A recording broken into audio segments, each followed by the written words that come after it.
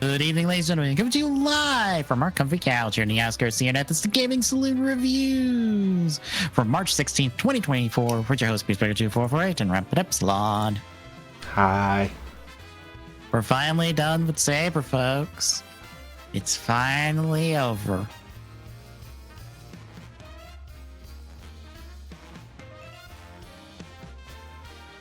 It was certainly a show that I gave a second chance to, and it ends up exactly where I left it. Yeah, same.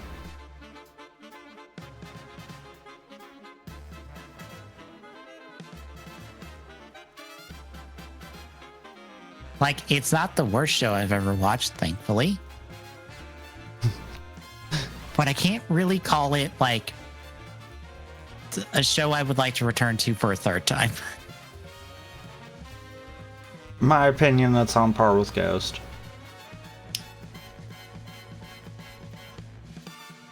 Yeah. I forget what their relation is. There's a little bit in both of them that you can kind of get behind. I mean, the whole reason why, as we were doing the rewatch, I kind of was able to push through a little bit harder. But really, it's not enough to be a good show, kind of deal.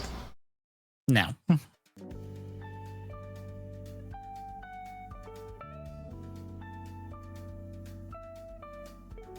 I had to remember where I put it on my tier list. It's technically a tier below Ghost.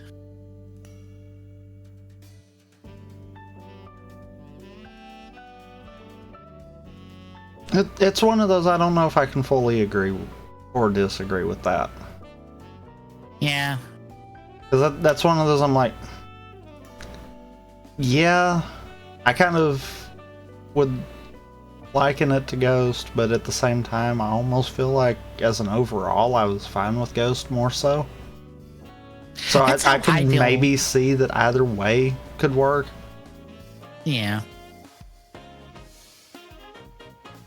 It's like, that's how I ended up feeling, where I'm like, yeah, Ghost isn't a particularly favorite show of mine either, but I'm like, I prefer Ghost over Saber if you have to ask me which one I prefer. Because I think somehow it's a slightly better put together show.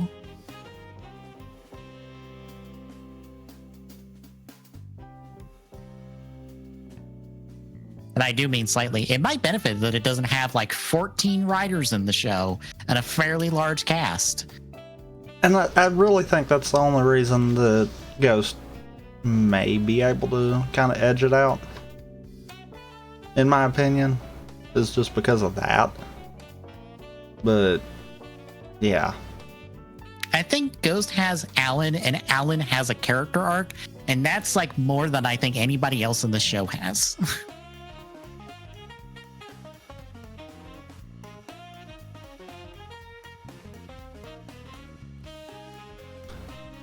Also, I completely forgot that we had one more name shouting match in the show. God damn it! Yeah. As soon as it happened, I'm like, shut up! Both of you, shut up! Both of you say something else besides each other's names. Oh no! Yeah. This is making me remember Arc 5 and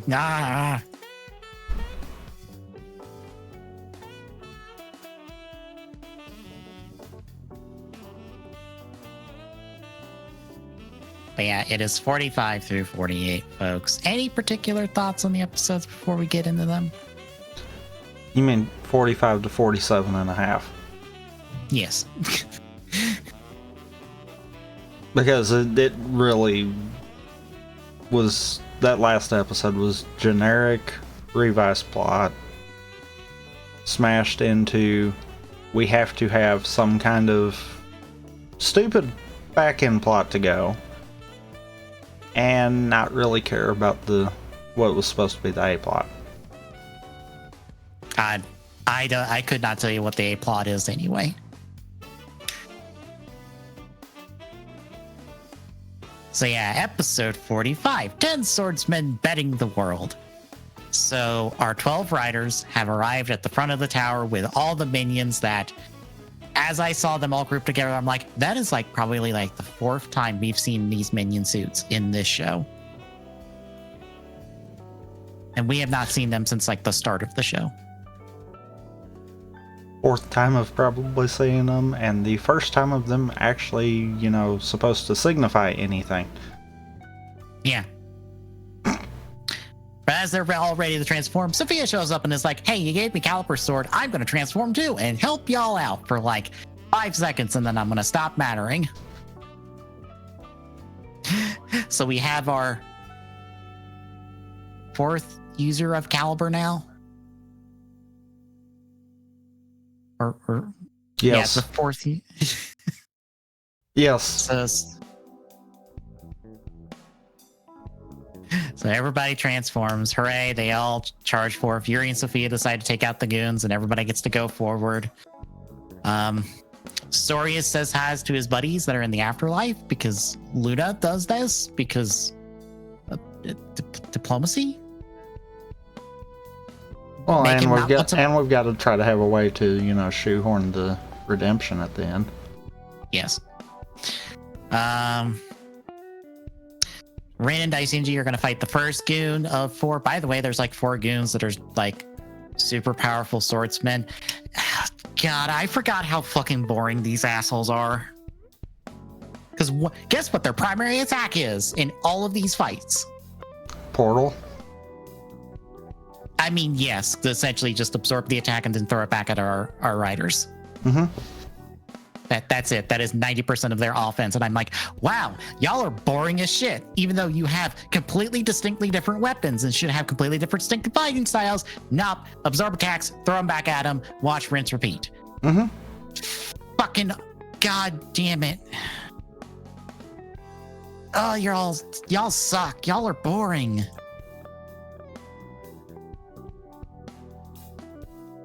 We cut back outside. Sophia's helped by the other 2 Calipers that are not Kento because reasons. By the way, they're ghost. They're Force Ghost helping. There's a lot of Force Ghosts in this finale of Saber.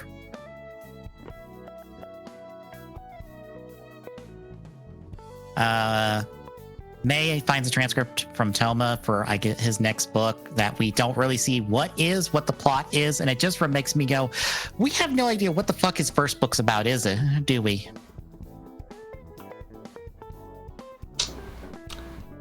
I mean, that's not part of the story. In the show about stories. Yeah.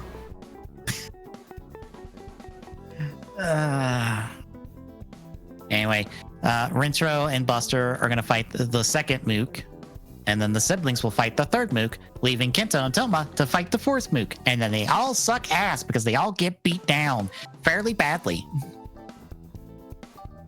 But thankfully, Yuri and Sophia took care of the goons, and Sophia just stays outside to take a nap or something. I don't know. She disappears for like the rest of this finale until like after the end of it. I don't know what she was doing the entire time.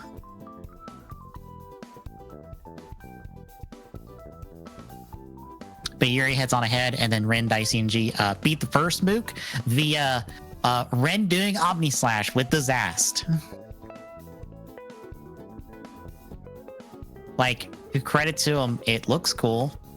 It's too bad it's like with the character I care the least about on this cast. Right.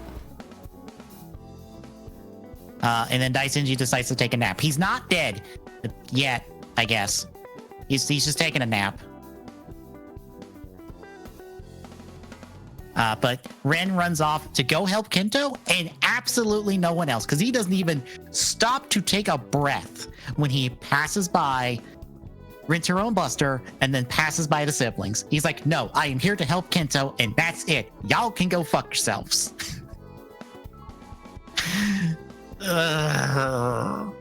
Thanks, Rin. So he's helping Kento, which leaves Toma to go forward. And then Rintaro is sent ahead by Buster so he can 1v1 his goon. Hooray. And that's pretty much the episode, which takes us to episode 46. Goodbye, my hero. So Toma arrives to fight Storius, but he gets frozen by Storius so Storius can deliver his backstory that we have not gotten in this entire show. Until right now. One episode from the proper finale of this show. And guess what his backstory is, folks? His backstory is he was a poet from a long time ago. He wrote all these fancy poetry and stuff. He thought he wrote his masterpiece, and then he found the book of everything that ever is, was, or ever will be, and saw that all his poetry was in there, and he got upset about that. Am I the only one that feels this is really stupid? No. It's really stupid. Sir, you found the book that is literally the book of everything that is, was, or ever will be. What the fuck did you think was going to be in there? Of course your poetry's in there. You fucking already wrote it, or you will write it. What do you want? Also, what do you mean the book gave you the poetry? No, you wrote the poetry because you wrote it into existence. Otherwise, it would not be in the fucking book to start with. What do you... I just find this really stupid and dumb.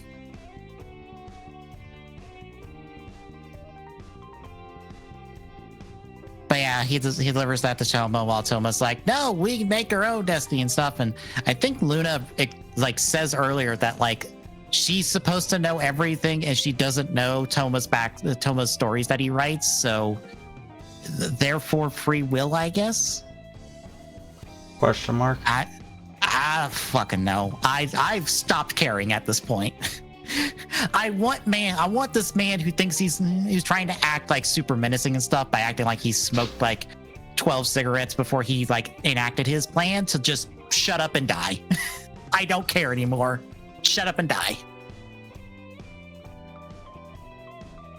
But Slash decides to wake up and help Buster, and they kill the second goon, but they die in the process. Don't worry, Yuri will arrive and save both of them by putting his hand on them and just going magic and heals them, because they remember that he can do that.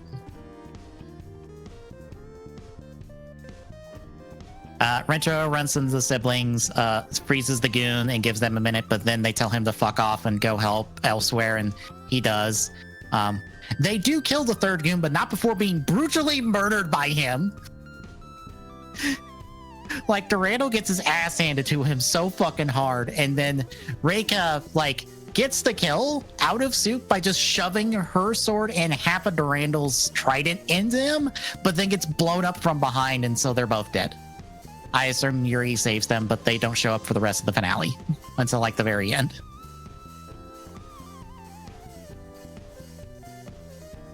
May also finds Luna at this point and offers to and helps her a bit, and so she's off to go help, even though she has to hop. Everyone has to just act like they have ran a marathon and hobble around all over the place in this finale. And it really shows, and I wish they'd stop doing it.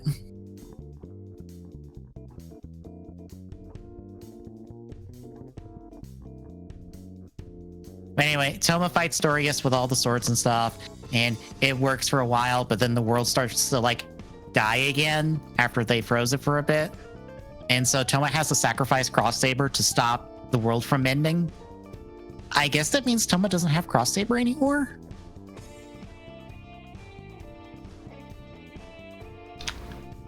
I would guess.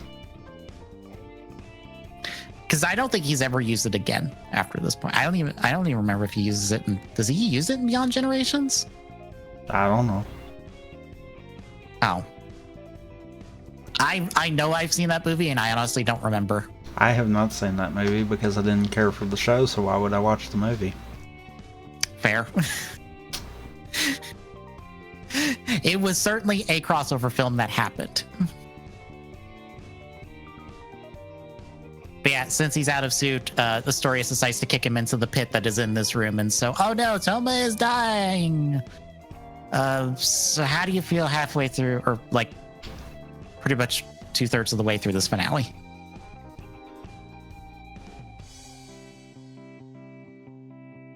Meh. Fair. A lot of things are certainly happen. A lot of people are dying that are certainly getting reversed within like 5 seconds of it happening.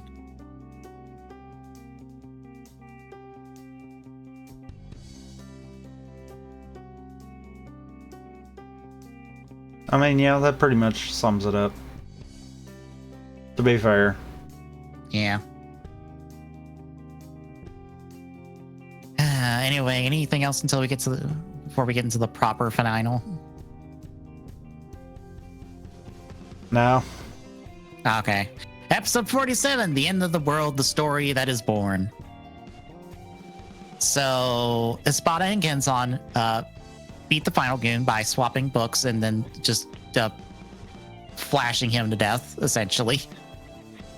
So, he's finally dead. Kento goes forward. Or, no, Yuri shows up and saves both of them and then fades away. Because they're both dead after this. Toma gets pulled out of the abyss by the primitive dragon book because the primitive dragon child was like, I'm here to help. And he becomes primitive dragon for all of like 10 seconds in this fight. And then all their books disappear because the world's ending. I hate that it's primitive dragon. Why is it primitive dragon? Because it's the only book that can take over his body without him being a part of it. I mean, fair, but also, why can't it be Dragonic Knight? Why can't it literally be Brave Dragon literally hauling him up on his back, and then he goes Dragonic Knight riding Primitive Dragon into this last fight? That would have been so much cooler than, oh, hey, look, it's Primitive Dragon one more time. I don't know. I feel like story-wise, Primitive Dragon makes more sense with that. So I'm not aggravated with that one. It honestly would have been better to have seen him go through every one of his upgrades, though. Yes. Maybe have it to where he skipped primitive intentionally, kind of deal. Mm-hmm. That way, this would be the oh yeah, you forgot about this one, didn't you? Moment. Mm-hmm. It's one of those, I feel like it could have been done better, but I feel like what we got there was probably the cut down version. Mm-hmm. But all the books go poof now, so all knowledge in the world goes poof as May's writing out an email to go out to people to like try to save the day.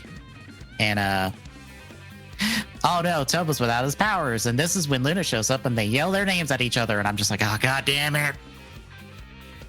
Oh good, this shit. And then Rentaro and Kento show up to buy them 5 minutes to like have a conversation with each other. And then Luna's like, well, you need help.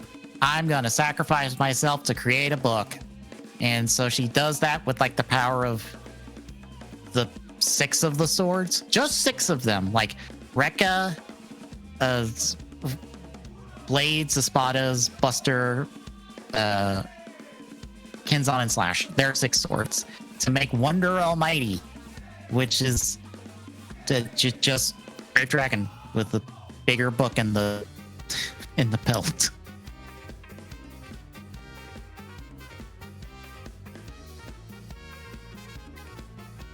Yeah, with that, Espada and Blades get their books back, so they all 3 fight Storius by throwing book stuff at them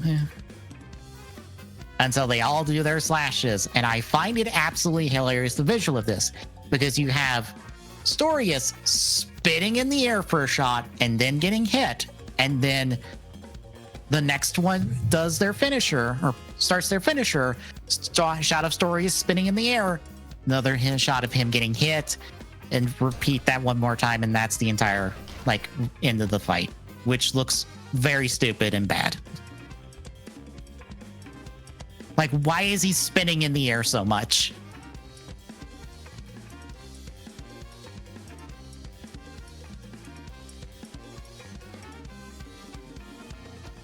Reasons? Question mark? I guess. I'm just like, well, they're throwing book stuff at all the book stuff at him. All right, cool. That's fine. The spinning part annoys me. But yeah, they finally blow up Storius, but oh no, the world is still falling apart because the reasons, I guess. I don't know. It just is. And I love how everyone has to act like, oh no, this encroaching darkness is coming around me, as they're at the end of it, Rentaro and Kento are yelling at Toma to not die on them. But everything goes to black, and then in like some void, what is actually neat is that all of these videos and stuff, or all these shots and see if we see different people and stuff, those are actually fan submitted. I think I read it's TV Arashi did a contest to send in a video talking about your favorite book, and all of those entries and stuff are what are used in this shot. And I believe somebody on the Tokyo Nation forums actually made the cut, and their shot is in here. I don't remember where it is. I don't remember what they were talking about. I just know that they put up a post in the Tokyo Nation forum saying, hey, I made it in the finale, and like, this is where I'm at, and this is what I was talking about. But I'm like, oh, that's like neat and cool. Too bad you cannot hear what the fuck anybody's saying. Yeah. And also, no one has bothered to subtitle it, which, fair. It is a lot of mangled noise. Like, May is the only one that you actually can hear what they're talking about, I think. But like, that plus Toma with Wonder Almighty saves the world, and then we cut to a year later because Toma and like half the world have disappeared because Avengers. Like, not really, but like, that is where we're at.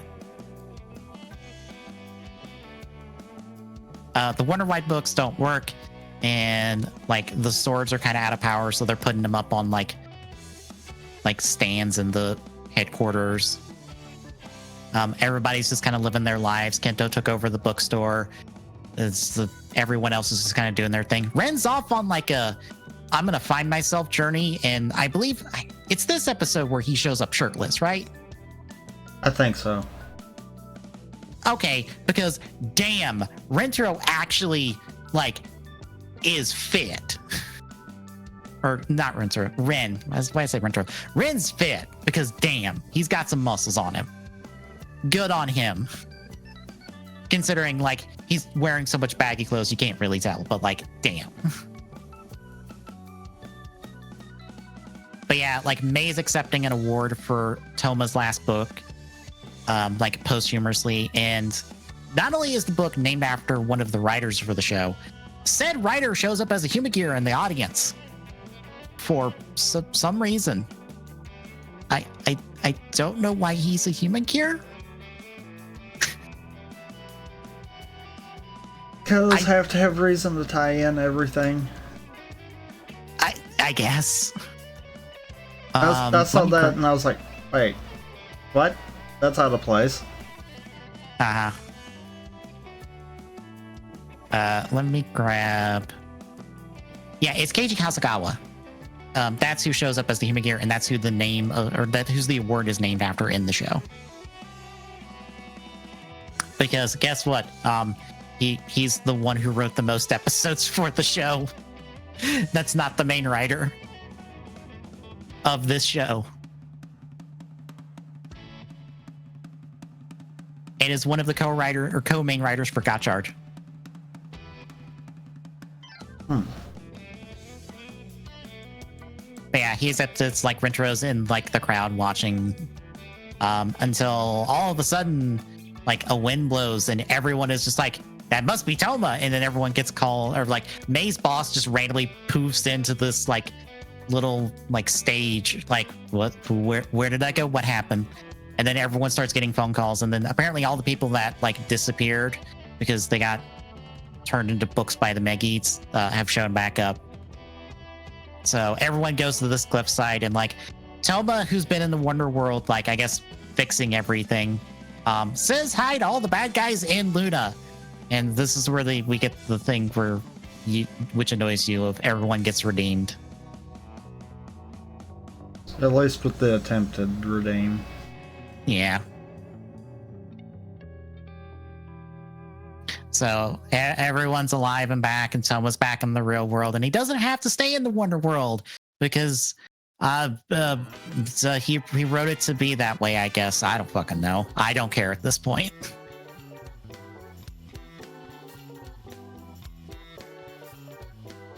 We do get a like shot that kind of recreates a bit of the opening with like Toma's bookstore in the Wonder World and him walking out of it. But yeah, that is the finale. Any thoughts on like the final episode of Saber and like the show in general, I guess? It kind of aggravates me that we have all of this build up to the point of we have been told countless times that if everything goes good, Toma's essentially stuck in Wonder World. Mm-hmm. Just for the end of the show to say, oh yeah, about that now. It's one of those, it's a little aggravating. Why did you have false expectations there? And I think it's because of, you look, with Gaim, he was told, you take this power, you can't be here anymore. And he kind of had to do that. It's one of those, it's like, I hate when it's a case of main character has to do something and has a chance to sacrifice, does the thing, but has absolutely no consequences. Yep. Why did we build up that to begin with then, if it was absolutely going to mean nothing?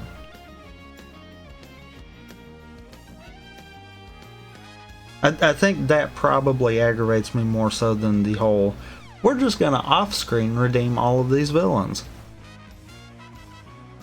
Because that's one thing, you hate this about 01, but you know, at least we do get some kind of on-screen redemption for him. Yeah. We got nothing for all of these guys. Yeah, again, like Master Locust is like, oh, the world is in a safe place now. And I'm like, fucker, you wanted to blow up the world because you were bored. You could piss off. You are not allowed in this group.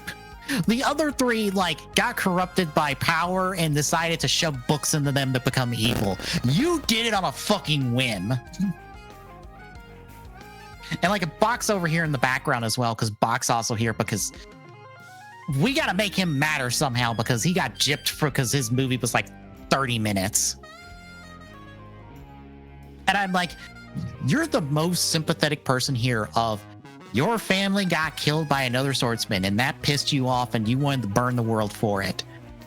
You got something, but you still are an asshole. And then all of them are surrounded by Luna, who is a nothing character, who has been a plot MacGuffin the entire time, and I absolutely just didn't care. I don't even know what anyone said. I'll be honest, because I tune out on this scene because I don't care about anyone in this scene. All of our villains have sucked. Luna is nothing. Why do I care about Toma saying goodbye to any of these people? Why?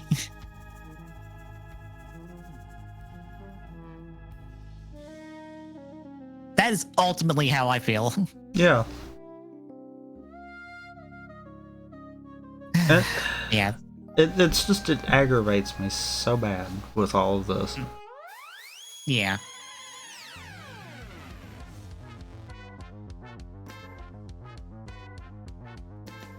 But I guess anything else? No. All right, final episode 47 and a half or 48, depending on how you want to count it. A new page opens. The team are enjoying their time off by acting like they're on the beach in sort of logo space because this place is not going to exist after the show is over. They have to replace this with a green screen half the time anyone shows back up after a while, which is hilarious. But Rentro is not like talking to May about their relationship because they're a thing now, kind of, sort of, maybe. Everyone's just annoyed about it and wants them to just move on and fucking kiss and do. But neither one of them are budging.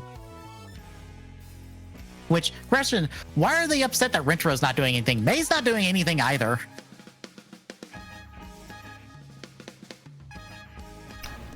She could just as easily, like, do something. I mean, fair.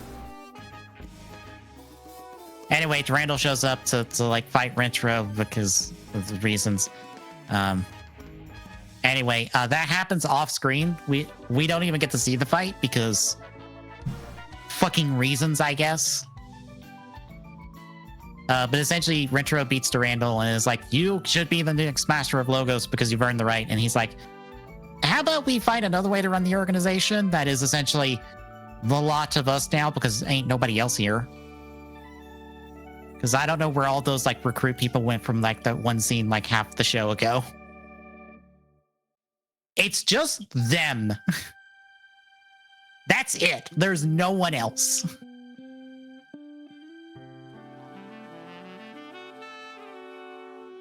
But anyway, the demon from the Bata Vi stamp shows up because some kid stamped himself. And that shows up where Toma and Kento are, and they fight it. And then Vice shows up via fart joke and keeps doing fart jokes as Ikki shows up as Revi. And then they fight the demon and stuff, and then it gets away. And then like Ikki has to explain himself, kind of, sort of, not really. And then we fucking just move on because Ikki just leaves. I mean, I know we got a grand total of like 3 minutes with the both of them in this entire episode. Yeah. But that actually feels on par with the start of their characters in Revise. Yeah. That, I mean, yeah, all the way. I'm like, yeah, yeah, that's on par, actually. All the good and all the bad. Yeah. Because Vice is just as insufferable as he is at the start of the show.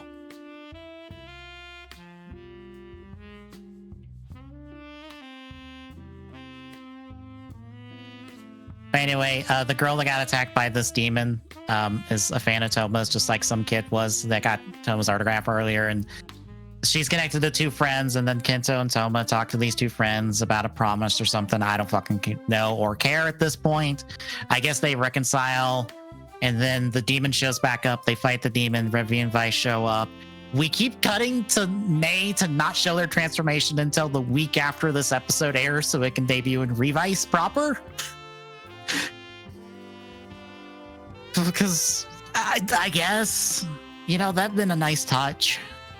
Mm-hmm. But no. They kill it, and Ikki gets the Vice stamp from Kento, who got it earlier, because ain't none of the dead man's caring about what the fuck's going on in this episode. I think it's technically Ortega is like here for 0.5 seconds in his monster form, and that's it. And it's even in a flashback. Nobody in the dead man's care what's happening or keeping track. By the way, also George is here to do George stuff, and again, I'm so checked out of the episode at this point. Not even him showing up can make me care. Yeah, well, they also only used him for literally just kind of explaining what was going on. Pretty much. And that was it. Yep. But yeah, Icky gets the vice stamp, and George is like, that's not one of the important 10. But as we know now, is not that important. It's also hilarious because this is actually the Ichigo vice stamp when it gets refined. Because right now it's not refined. So that kind of sucks. But they all fuck off after Icky's like, come to our bathhouse, and that sets up their appearance and like the Saber crew showing up in Beyond Generations, because they actually are visiting the bathhouse at the start of Beyond Generations. We find out that the Sword of Logos is now ran by a council of Rentaro, Sophia, Yuri, and Durandal. You know, the guy who's done so much in this show.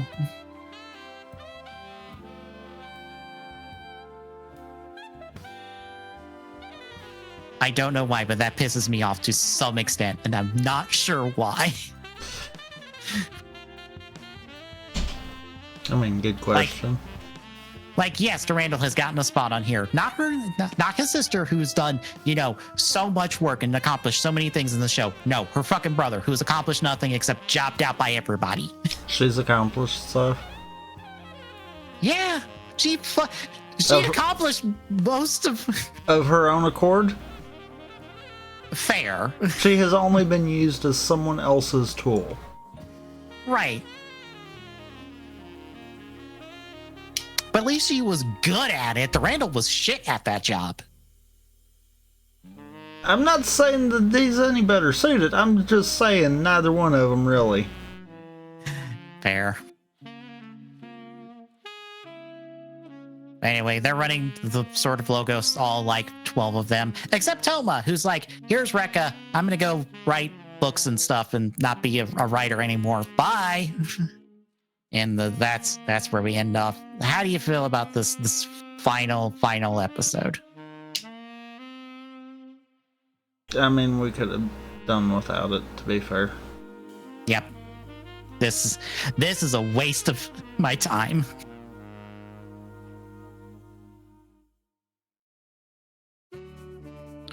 It was a nothing episode that didn't really do a whole lot, and honestly, from what I know, gave people a bad impression of Revice right off the bat.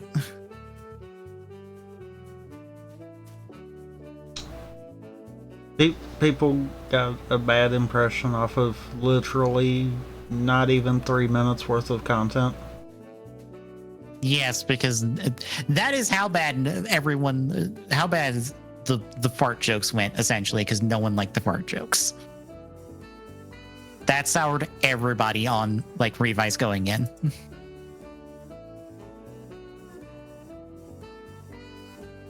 From what I saw, at least. Mm-hmm. It went up, especially once like episode 1 aired, but coming off of this episode, a lot of people are like, I don't know about this. Especially because the person who wrote this episode was the main writer for Revice.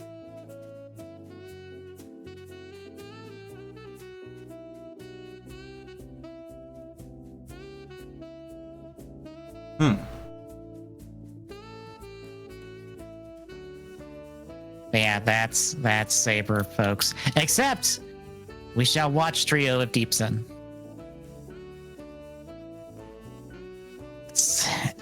I have seen Trio of Deepsen. It was certainly a thing I watched that I know people adore, and I do not understand.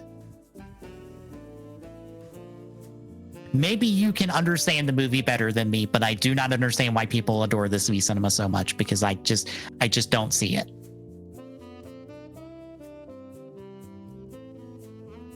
I feel like I am missing something.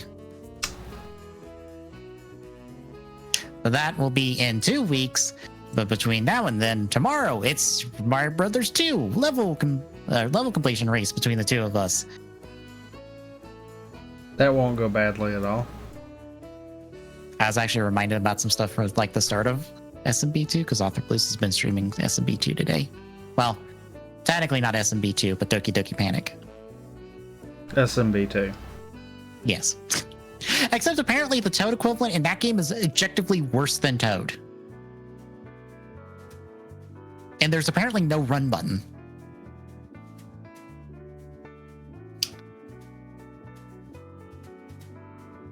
Which pretty much just means I'm saying it is a worse version of Super Mario Brothers 2.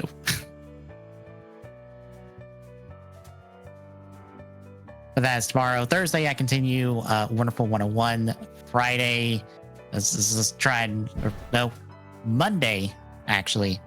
We might be trying to make up for Sonic 3 and Canucks not happening the last couple weeks. Yeah.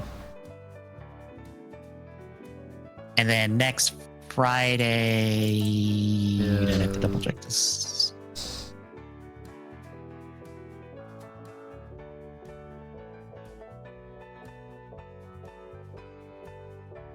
That's the wrong one. Mario 3? Yep. Okay. Unless I decided to change that since we just did it Mario on, 2. Well, no, since we just did it not too far back on RGR kind of deal. Mm-hmm. Yeah, might be Mario 3, might be something else. And then next Saturday will be TGS where we'll talk about some stuff.